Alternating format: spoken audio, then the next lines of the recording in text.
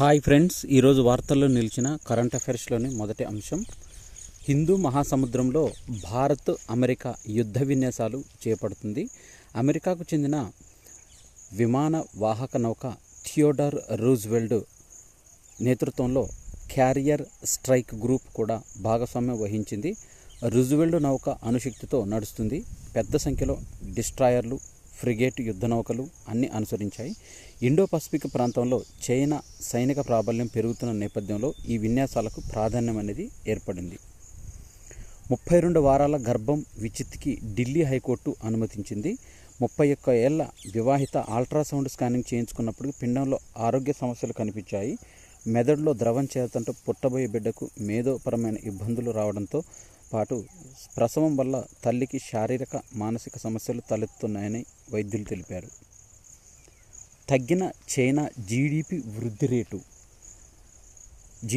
Rate ఈ సంవత్సరం రెండో త్రైమాసికంలో 4.7% పడిపోయిందని ప్రభుత్వం సోమవారం ప్రకటించింది. ఈ ఏడాది మొదటి త్రైమాసికంలో వృద్ధి రేటు 5.3%గా ఉంది. నేపాల్ ప్రధానిగా కేపీ శర్మ ఓలీ, ఖడ్గ ప్రసాద్ శర్మ ఓలీ 72 సంవత్సరాల వయసులో 4వసారి ప్రమాణ స్వీకారం చేశారు. గత శుక్రవారం మాజీ ప్రధాని పుష్ప కమల్ దహల్ ప్రచండ నేతృత్వంలో సంకీర్ణ ప్రభుత్వం అవిశ్వాస పరీక్షలో ఓటమి పాలైంది. విదేశీ వ్యవహారాల కార్యదర్శిగా బాధ్యతలు చేపట్టిన విక్రమ్ మిశ్రీ 59 సంవత్సరాల వ్యక్తి ఇకపై విదేశీ వ్యవహారాల శాఖ కార్యదర్శిగా కొనసాగనున్నారు. సోమవారం ఆయన బాధ్యతలు చేపట్టారు. ఇతను 1989 బ్యాచ్ ఇండియన్ ఫారిన్ సర్వీస్ అధికారి. భోజ్శాలపైన మధ్యప్రదేశ్ హైకోర్టు శాస్త్రీయ సర్వే చేయించి ఒక నివేదికను విడుదల చేసింది. మధ్యప్రదేశ్లోని ప్రాచీన కట్టడము భోజ్శాల కమల్ మౌలా మసీదు వివాదానికి సంబంధించిన శాస్త్రీయ సర్వే నివేదికను భారత పురావస్తు శాఖ విభాగము సోమవారం ఆ రాష్ట్ర హైకోర్టుకు 2000 పేజీలతో ఆర్కియలాజికల్ సర్వే ఆఫ్ ఇండియా నివేదికను సమర్పించింది.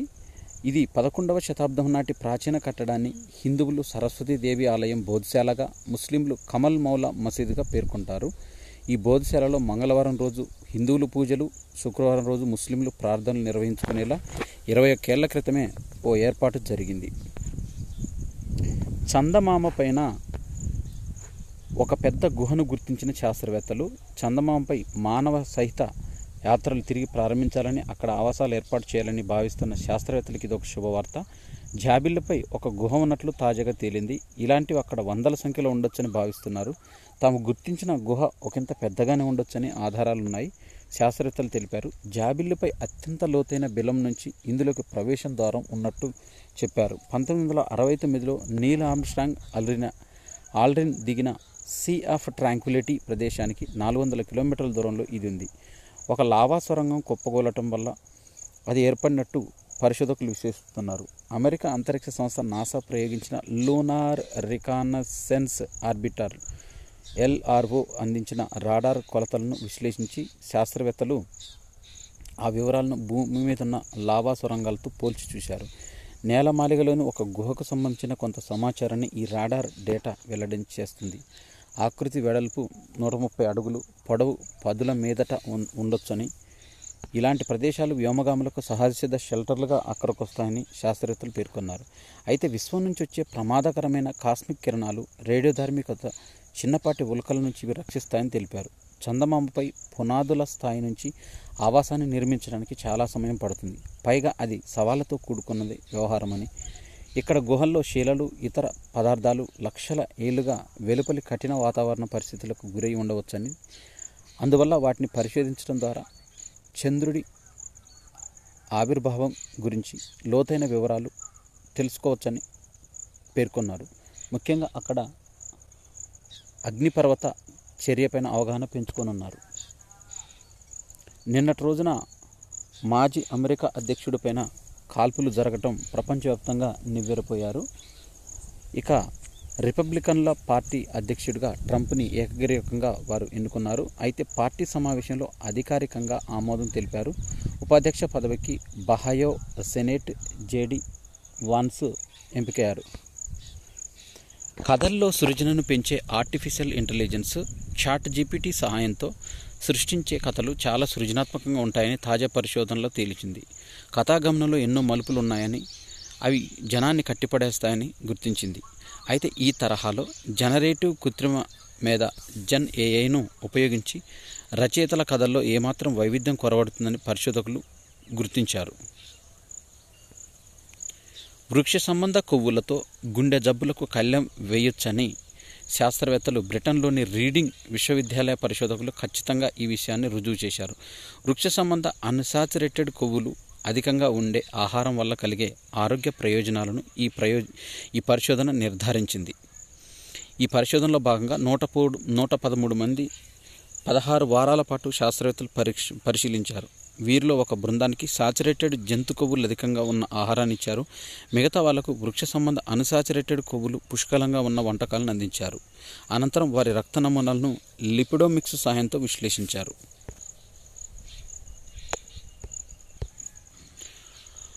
మనకు తెలంగాణలో ప్రముఖ జలపాతాల గురించి తరచుగా మనకు కాంపిటేటివ్ ఎగ్జామ్లో అడుగుతుంటారు. అట్లా అడిగే వాటిలలో ఇక్కడ ఉన్న ఒక జలపాతమే బోగత జలపాతం. ఈ బోగత జలపాతం ఎక్కడుందంటే ములుగు జిల్లాలోని ఉంది.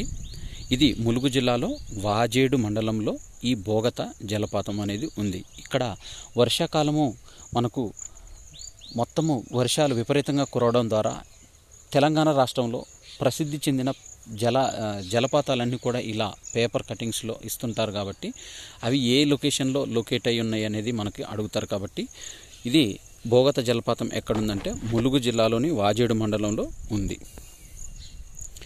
జూన్లో వాణిజ్య లోటు 1.74 లక్షల కోట్లు ఉంటుందని, 2.56% పెరిగిన వస్తువుల ఎగుమతులు. ఈ ఏడాది మేలోపే దేశీయ వస్తువుల ఎగుమతి 9.1% పెరిగినట్టు, ఎగుమతులు $800 బిలియన్ చేరతాయని దీనికి సంబంధించిన వాణిజ్య కార్యదర్శి సునీల్ భర్తవాల్ ఆశాభావం వ్యక్తం చేశారు. ఇంద్రావతి నుంచి కావేరికి నీటి ఎత్తిపోతలు చేయాలని జాతీయ నీటి అభివృద్ధి సంస్థ కొత్త ప్రతిపాదనలు తీసుకొచ్చింది.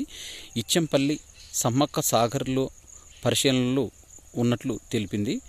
అయితే దీనికి నేషనల్ వాటర్ కమిషన్ 74వ సాధారణ సమావేశం ఢిల్లీలో జరిగింది.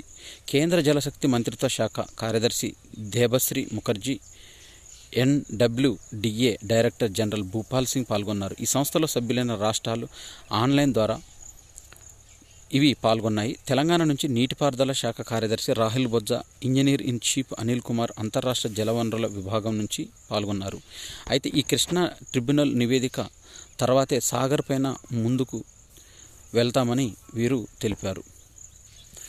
తెలంగాణలో రుణమాఫీ అనేది చేయడానికి తెలంగాణ రాష్ట్ర ప్రభుత్వము విపరీతంగా కృషి చేస్తుంది. దీనిలో భాగంగానే తెల్ల రేషన్ కార్డే దీనికి ప్రామాణికంగా తీసుకుంటున్నారు. రైతుల రుణమాఫీకి మార్గదర్శకాలు గైడ్లైన్స్ కూడా జారీ చేశారు. కుటుంబానికి గరిష్టంగా 2 లక్షల వరకు లబ్ధి చేకూరే విధంగా ప్రయత్నాలు చేస్తున్నారు. 2018 డిసెంబర్ 12 నుంచి 2023 డిసెంబర్ 9 వరకు వాటి వర్తింపు ఉంటుందని, అన్నదాతల రుణ ఖాతాల్లో నేరుగా మాఫీ సొమ్ము జమ చేస్తారు. పథకం అమలుకు ప్రత్యేక వెబ్ పోర్టల్ను క్రియేట్ చేశారు. మొదట చిన్న మొత్తాలకు, తర్వాత పెద్ద మొత్తాలకు విడుదల చేయాలని, ఫిర్యాదుల పరిష్కారానికి ప్రత్యేక విభాగం, రీషెడ్యూల్, అప్పులకు మాఫీ ఉండదని, మోసపూరితంగా పొందితే రికవరీ చేస్తామని ఈ సందర్భంగా తెలిపారు. ప్రతి బ్యాంకులో నోడల్ అధికారిని నియమిస్తారు. ఆయన బ్యాంకులకు వ్యవసాయ శాఖ సంచాలకులు, NICకి మధ్య సమన్వయకర్తగా వ్యవహరిస్తారు.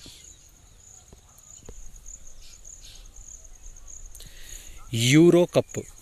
ఈ యూరో కప్ అనేది 4వ టైటిల్తో రికార్డు పొందింది. ఫైనల్లో ఇంగ్లాండ్ పైన విజయం సాధించింది స్పెయిన్. యూరో కప్ 85 నిమిషాలు ఈ ఫైనల్ గేమ్ అనేది నడిచింది. స్కోరు 1-1. అదనపు సమయం తప్పదేమో అనిపించింది. అయితే ఈ షూటౌట్లో ఎట్టకేలకు యూరో కప్ 2024 వరుస విజయాలతో సాగిన స్పెయిన్ లక్ష్యాన్ని చేరుకుంది. ఈ మ్యాచ్లో ఉన్న హైలైట్స్ను చూసినట్టయితే, యూరో కప్ ఇంగ్లాండ్లో ఓడిన ఫైనల్స్లో 2021లో ఆ జట్టు ఇటలీ చేతిలో ఓడింది. యూరో కప్ గెలిచే క్రమంలో స్పెయిన్ టోర్నీలో అన్ని మ్యాచ్లు గెలవడం ఇది రెండోసారి. 2008లోనూ ఆ జట్టు ఈ ఘనత సాధించింది. యూరో కప్లో స్పెయిన్ టైటిళ్లు మొత్తం 4. దీంట్లో 1964లో, 2008, 2012లోను, ఈసారి 2024లో మొత్తం 4 సార్లు ఆ జట్టు విజేతగా నిలిచింది. అత్యధికంగా టైటిళ్లతో జర్మనీ 3ను దాటేసింది. ఇక ఈ యూరో కప్లో స్పెయిన్ గోల్స్ మొత్తం 15. ఈ టోర్నీలో అత్యధిక గోల్స్ చేసిన జట్టు కూడా స్పెయిన్ జట్టు కావడం విశేషం. ఫ్రాన్స్ 1984లో 14 జట్లుతో చేసిన ఏదైతే స్కోర్ ఉందో దాన్ని ఆ 14 స్కోర్ను ఈ స్పెయిన్ జట్టు రికార్డు బద్దలు చేసింది. 72.94 కోట్లు యూరో కప్ విజేతగా స్పెయిన్ అందుకున్న నగదు బహుమతి. రన్నరప్ ఇంగ్లాండ్కు 45.60 కోట్లు సొంతం అవుతుంది. ఇక కోఫా అమెరికా టైటిల్ నిలబెట్టుకున్న మెస్సీ జట్టు అర్జెంటీనా వరుసగా ప్రధాన ఫుట్బాల్ టోర్నీలో 2021లో కోఫా అమెరికా, 2022లో ప్రపంచ కప్ను సొంతం చేసుకుంది. అయితే అర్జెంటీనా గెలిచిన కోఫా అమెరికా టైటిళ్లు మొత్తం 16. ఉరుగ్వే 15 దాటి అగ్రస్థానాన్ని సొంతం చేసుకుంది మెస్సీ జట్టు అర్జెంటీనా. అయితే క్లబ్ దేశం తరపున మెస్సీ గెలిచిన టైటిళ్లు మొత్తం 45. అత్యధిక టైటిళ్లు గెలిచిన ఆటగాడిగా ఆల్వెస్ బ్రెజిల్ను ఇతను అధిగమించాడు. ప్యారిస్ ఒలింపిక్స్లో బ్యాడ్మింటన్ పురుషుల డబుల్స్లో స్టార్ జోడీ సాత్విక్ సాయిరాజ్ చిరాగ్ శెట్టి తేలికైన డ్రా పడింది. గ్రూప్ సిలో 3వ సీడ్గా బరిలో ఉన్న భారత ద్వయానికి ప్రపంచ 6వ ర్యాంకు జోడీ ఫజార్ రియాన్ ఇండోనేషియా నుంచి మాత్రమే గట్టి పోటీ ఎదురుకానుంది. ప్రతిష్టాత్మక ఒలింపిక్ జ్యోతి రిలే ఆతిథ్య ప్యారిస్లో అడుగుపెట్టడంతో నగరమంతా శోభాయమానంగా మారింది. ఆదివారం మొదలైన ఈ రిలేలో ప్రముఖ అథ్లెట్ల దగ్గర నుంచి పారిశుద్ధ్య కార్మికుల వరకు, చిన్నోళ్ల నుంచి పెద్దోళ్ల వరకు తెల్లని దుస్తులు ధరించి పాల్గొన్నారు. ఫ్రాన్స్ జాతీయ దినోత్సవమైన జూలై 14న ప్యారిస్లో ప్రవేశించింది. ఈ జ్యోతిని 2016 రియో ఒలింపిక్స్ ఈక్వెస్ట్రియన్ పసిడి పతక విజేత వాలెట్టా అందుకున్నారు. జూనియర్ షూటింగ్ ప్రపంచ కప్ అనేది జరుగుతుంది. ISSF జూనియర్ షూటింగ్ ప్రపంచ కప్లో భారత కుర్రాడు భవ్ తేగ్ రజతం సాధించాడు. ఫైనల్లో అతనికి 60కి 52 పాయింట్లు వచ్చి 2వ స్థానంలో నిలిచాడు. అమెరికా క్రీడాకారుడు బెంజమిన్ కెల్లర్ 56 పాయింట్లతో అగ్రస్థానాన్ని సాధించాడు. నిరుడు భవ్ తేగ్ ఆసియా జూనియర్ ఛాంపియన్షిప్లో రజత పతకం సాధించాడు. మరోవైపు మహిళల ట్రాప్ విభాగంలో సబీరా హ్యారిస్ కాంస్య పతకం గెలిచింది. ఇవి జూలై 16, 2024కు సంబంధించిన కరెంట్ అఫైర్స్. నేను చేసే కరెంట్ అఫైర్స్ ఈ క్లిప్స్ అన్నీ కూడా కమ్యూనిటీలో పోస్ట్ చేస్తున్నాను. దాదాపుగా 1 ఇయర్కు సంబంధించిన పోస్టులన్నీ కూడా కమ్యూనిటీలో పోస్ట్ చేశాను. కాంపిటేటివ్ ప్రిపేర్ అయ్యే అభ్యర్థులు ఈ కరెంట్ అఫైర్స్ని ఆ క్లిప్స్ రూపంలో చదువుకోవడానికి చాలా ఈజీగా ఉంటుంది. కమ్యూనిటీలో చూడండి. ఈ వీడియో నచ్చినట్టయితే లైక్ చేయండి, షేర్ చేయండి, కామెంట్ చేయండి. నా ఛానల్ని సబ్స్క్రైబ్ చేసుకోవడం ద్వారా నేను చేసే వీడియోస్ అన్నీ మీకు నోటిఫికేషన్ రూపంలో వెలువడతాయి. Thanks for watching.